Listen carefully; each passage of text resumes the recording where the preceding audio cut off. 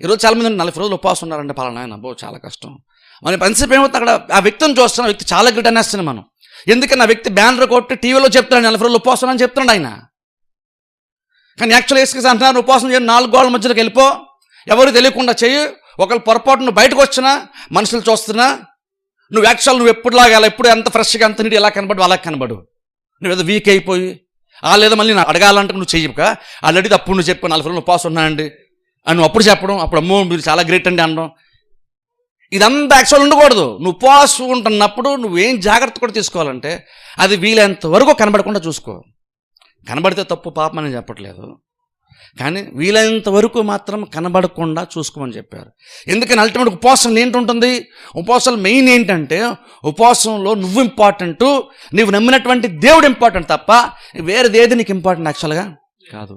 ఉపవాసం ఇంకేది ఇంపార్టెంట్ అవ్వదు. నువ్వు ఉపవాసం ఉన్న విషయం మనుషులకు కాదు తెలియాల్సింది, నువ్వు ఉపవాసం ఉన్న అన్న విషయం దేవునికి తెలిస్తే సరిపోద్ది. ఎందుకంటే నువ్వు దేవుని దగ్గర నుండి ప్రతిఫలం ఆశించిన ఉపవాసం ఉంటున్నావు. ఉపవాసం ఎందుకు ఉంటున్నామంటే ఉపవాసం ఉండటాన్ని బట్టి కూడా నీకు ప్రతిఫలము దేవుడు ఇస్తాడు.